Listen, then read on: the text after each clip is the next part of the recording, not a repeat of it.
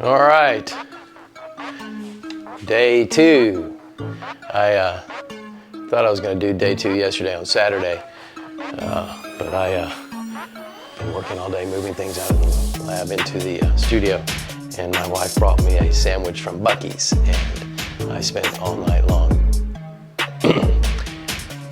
bent over the toilet. Thank you, Buc-ee's. I blame this on you. So I thought I was going to rest on Sunday, which is today, but instead I'm going to do the second workout. I'm going to stretch again, a whole bunch of stretching, because my body seems to be tight from something I did all night long.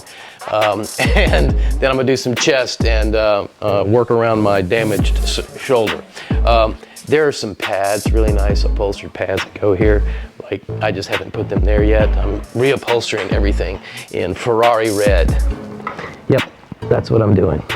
All right, so here we go. We're going to start off stretching again. Ooh.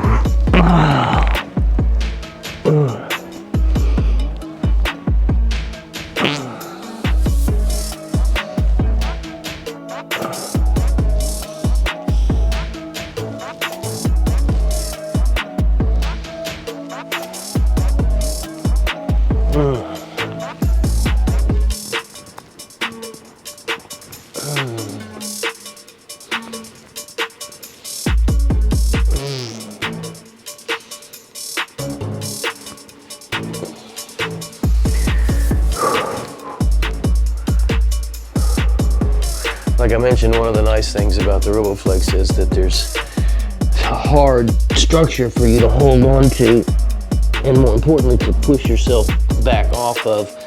My entire midsection is cramped because of unwanted physical exercise, and if I tried to lift myself back up using those muscles, they'd cramp again. But I can push myself up here, hold on to myself, and if I feel it cramping, I can actually stretch it, because I can move my body until it gets into position to actually pull that one cramping section.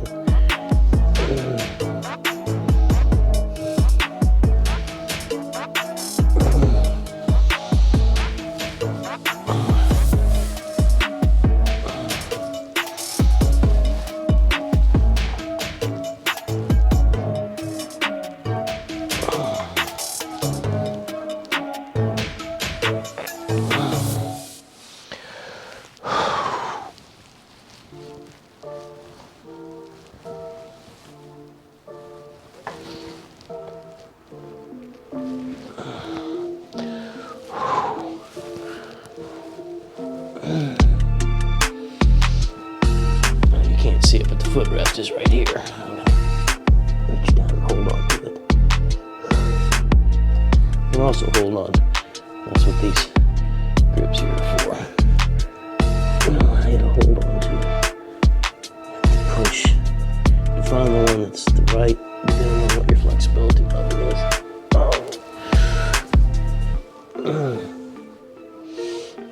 All right. Now I'm gonna do variation on this stretch, which is really nice. I'm gonna go down slightly in an angle.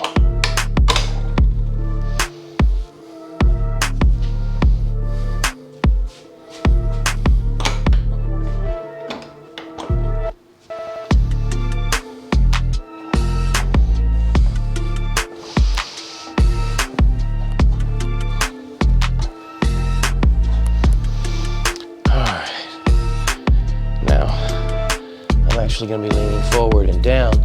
It's not like standing up and leaning over, but it's not like sitting down flat on the ground and leaning over. It's sort of like on a hill leaning over. So you're leaning down, but your legs are fully extended at an angle. So what's happening is you're engaging more of the weight of your own body as part of the dynamics of the stretching. This is important because that's the way it works in the real world. Your body weight is part of what your kinematic system uses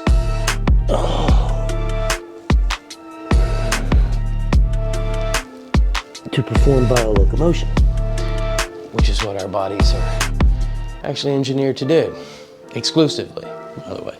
Biolocomotion. We can talk about that more later. Ow, I really enjoy this stretching.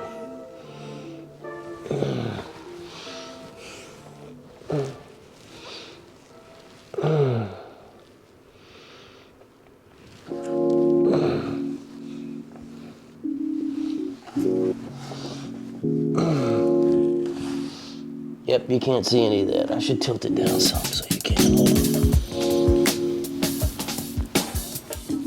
All right, tilt it down so you can see. There you go.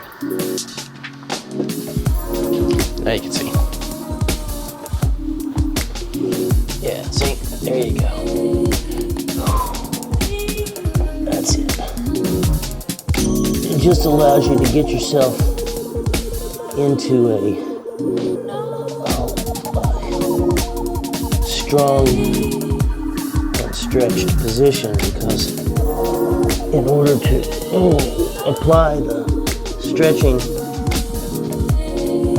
movements or forces, you have to put your body into a system of being stretched to its spring limit. That's what people sit on the floor, use bars, on the wall, other types of systems for stretching to aid you in getting your body into that position. The difficulty with many systems are that it requires that you control the movement of that stretching system when it's at the extreme, and that's actually difficult to do without very specific assistance mechanisms like this. Oh, that feels good.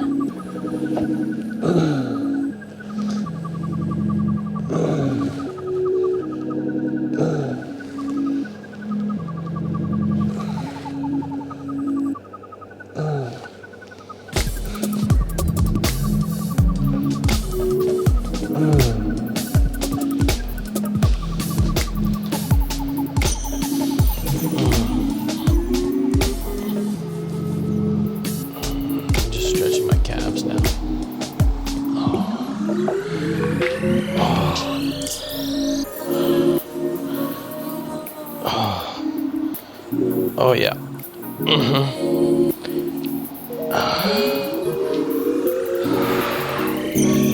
Okay.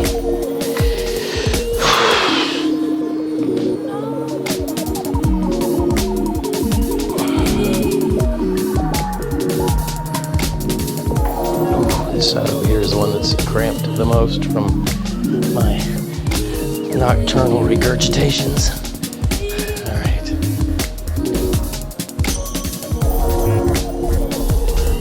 There we go. Now, let's see, we're gonna do some chest exercises today. Now, the interesting thing about what we can do here is that I can actually use the device with no resistance at all, or just the resistance of the weight of the machine, in order to get, well, I don't need those, like this, in order to be able to get the movements. For instance, I can move this arm, right, and there is a relationship between where all of the joints of my body are going and the angle that they're moving through. And that's important because this shoulder on this side is actually injured, and I can't do hardly any types of chest exercises with traditional means or methods. The dumbbells, barbells, all of those actually cause a tremendous amount of pain because they require that you maintain control over the joint in all three places, primary, secondary, and tertiary joints. But if one of those joints is damaged, it's really hard to do without cheating by flexing into a new position, for instance. And I can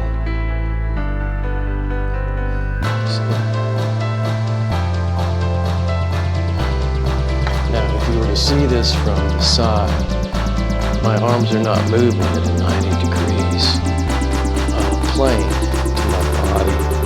They're off toward the lower end of the body. It's tilted slightly. And the angles were specifically chosen because they match what the body angles are, and the body angles are aligned to the means of producing by locomotion. You have to excuse me, my voice is very hoarse. Again, thanks, Bucky's. Oh, it doesn't matter how good it tastes if it comes back up. Oh, cook my own brisket from now on. Speaking of, that sounds good. I need some brisket. Now, I'm moving very little resistance right now. Just basically slightly, the weight of the machine is slightly at an angle, and that angle is moving up in relation to gravity. You can see the angle because you can see the plates. Arms moving up at an angle to gravity, but it's very little of the gravity because it's going up just at a slight angle, so straight up. And like I said, my body line, I'm not pushing directly against my body line. I'm pushing down at a slight angle, and that is the angle that's aligned with the chest and the shoulders, which is why it doesn't cause me any pain. Actually, laying down flat falls right between two of where the vector muscle alignments are, and that's what causes pain. So I don't do that. That's what the machine's built to do. Now I'm going to go. That was a radial type 3 movement. I'm going to do a linear pressing type movement, which is very similar to what a bench press on a bar would be, only the angle's not, as I was saying, straight up.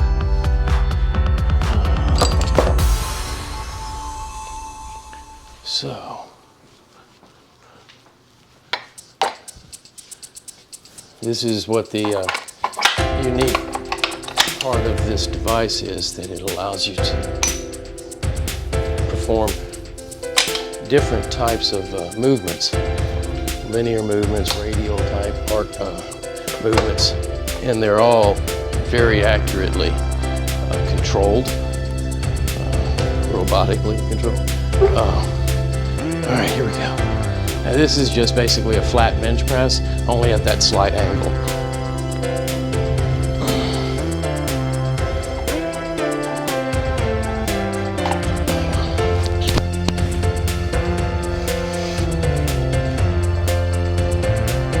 As you can see, my hands are moving basically together. They're not staying at the same distance from one another like they would be on a bar. There's actually a slight angle to that, which is also related to the body's physical structure. Oh, but it feels good, even on a damaged shoulder like mine. This is a press that doesn't really hurt.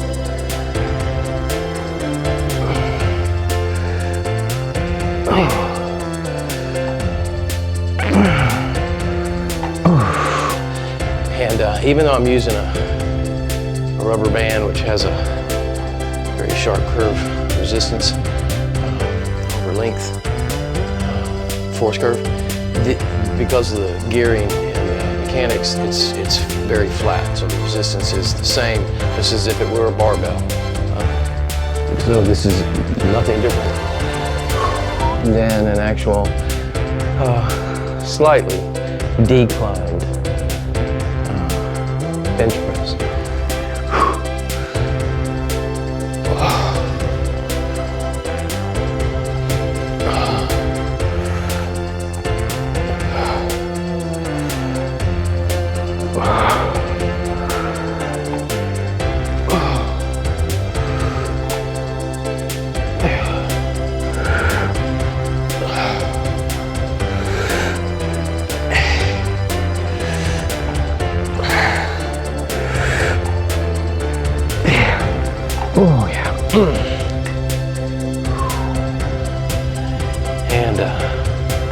One of the cool things about this also is that I can change the angulation between my elbows and my hands, for instance.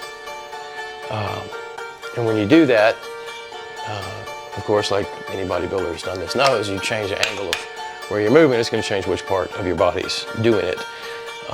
Because from a biomechanical point of view, the reason is that where the vector of the load is carried across the kinematic chain bones of your body, that's where the resistance is applied, because it's those muscle fibers that are engaged. Oops, keep doing that.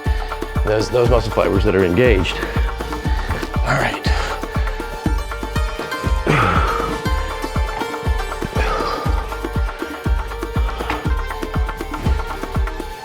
The goal here, obviously, is to keep your arms in line with the machine.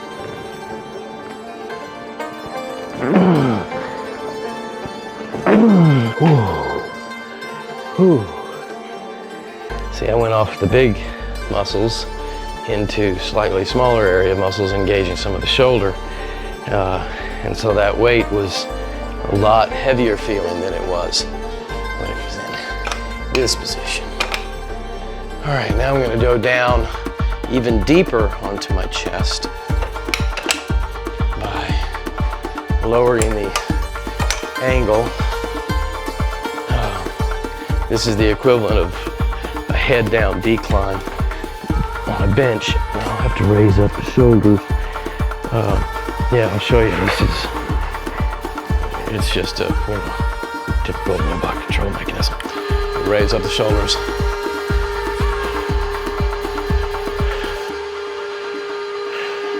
There we go. And there we are. Let's see. Oh yeah. Now, there it goes. Oh yeah. Big decline bench press feeling. Oh yeah. You can actually go deeper too than your chest. The bar would have hit my chest right there and stopped me, so I can actually go deeper on those arms. Oh.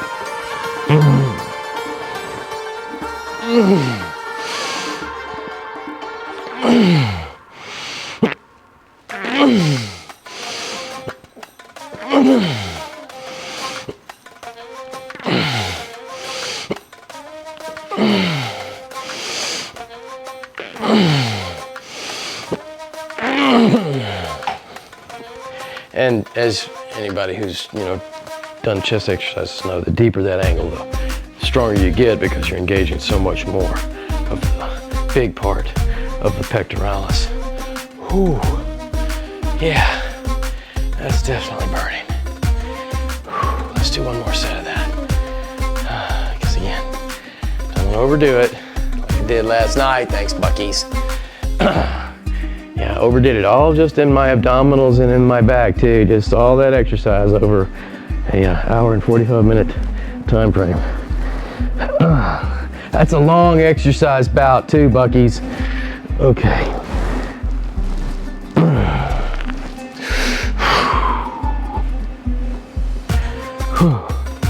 Here we go.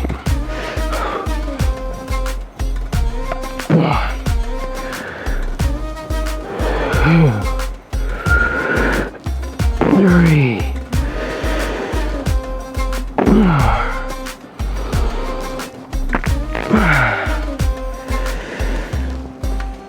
6.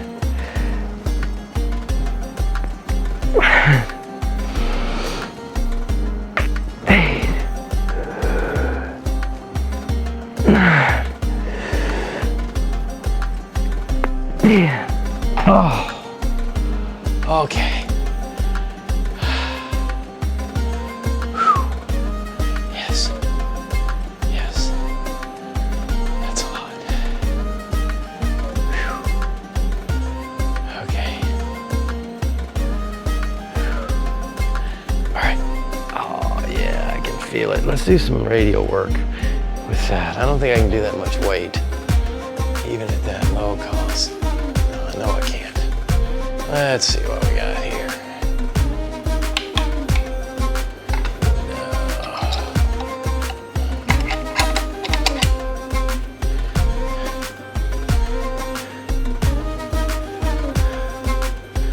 Well, let's see.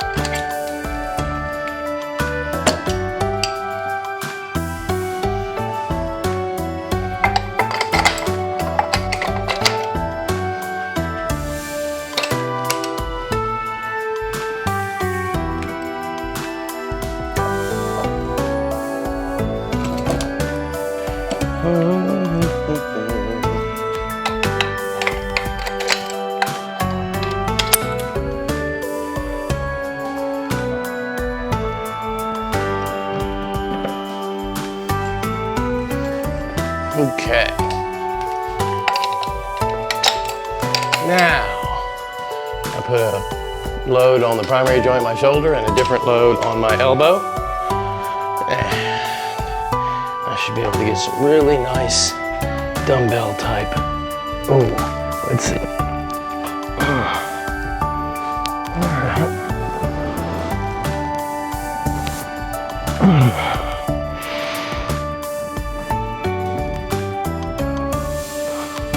Oh, there we go. Dumbbell flies. Even with a damaged shoulder. Not really in pain.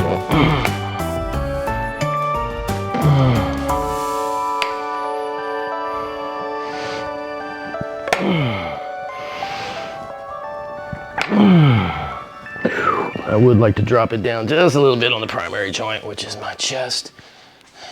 That's this one right here. Let's take off that 2.5. Just leave the 5. Take off that 2.5. Just leave the 5. That ought to feel a whole lot better. Oh yeah. Let's see. Ooh, I keep wanting to do legs and arms at the same time. Well, just something you can do, but I'm not trying to do that right now. Oh yeah, that's better. There. Yeah, that extra 2.5 pounds at the shoulder was actually causing me some stress. This is much better. I can do lots of these. Now, of course, by keeping my elbow basically locked, I'm making the movement all about my chest. And unlike weights, it gets lighter out here where I'm weaker. It gets heavier in where the muscle is stronger, so it's not tearing my shoulder apart. I couldn't really do this with any other thing. Oh yeah. Okay. Oh yeah. Okay, there's one more. I'll show you guys. It goes up even higher.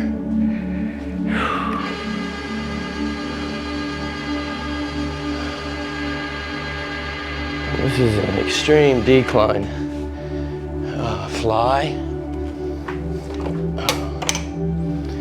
And lower these legs down, get them out of the way just slightly.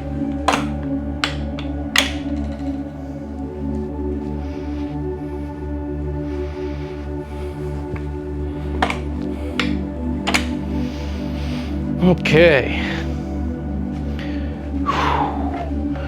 Let's see.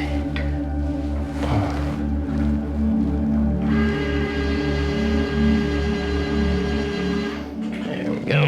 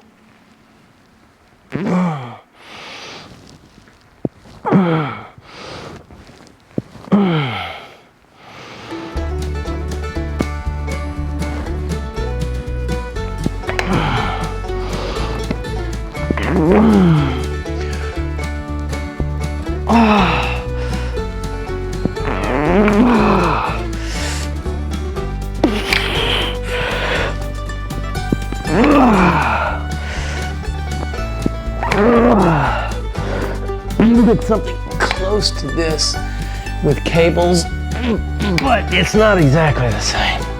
Oh man. Okay. Yeah, that's enough on chest, I think. Okay. Ooh. Yeah. Ooh. And I'm not gonna work on shoulders either. I could work on some back, but instead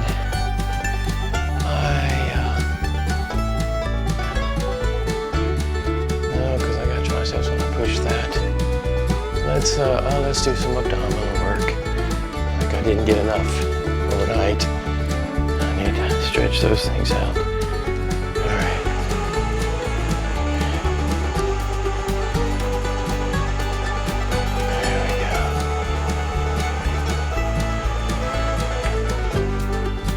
All right, we'll do some abdominal work.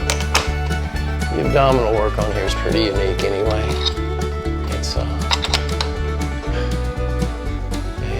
It performs what's called an abdominal thrust, which is a different than a curl or a sit-up.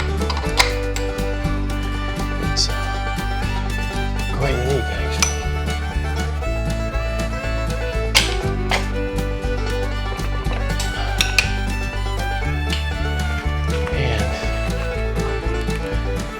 Very effective at developing the abdominals without hurting the back. It does that by, well, you'll see, by making the body move a certain movement. It stretches the back as it contracts the front.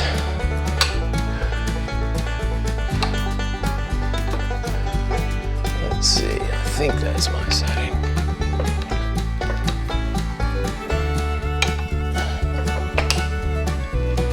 Let's see.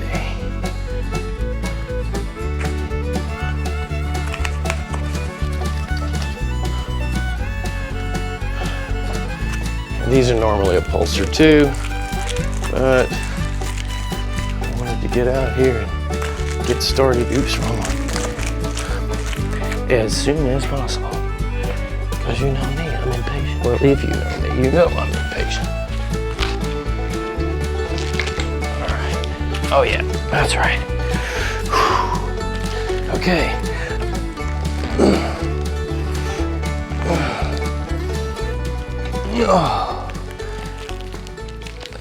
Suffice it to say, this is not really like any other abdominal exercise you've ever done. And when you get on it and try it, you can see that. Oh.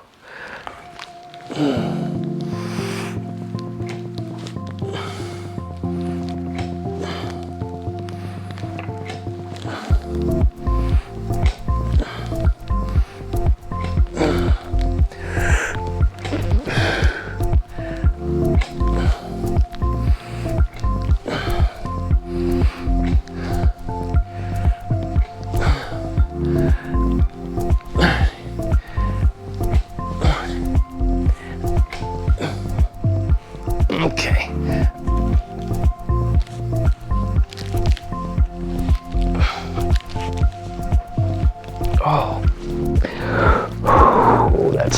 That's stretching. The ones that I hurt last night. That's.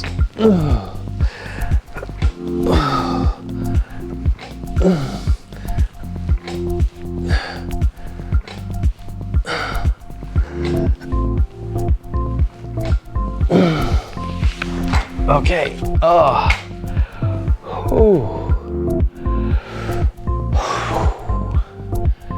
Yeah. All right. That's it for tonight. I still have to go for a walk. I walked for an hour after the last workout. I got crazy. I walked for an hour. All right. See you on the next one.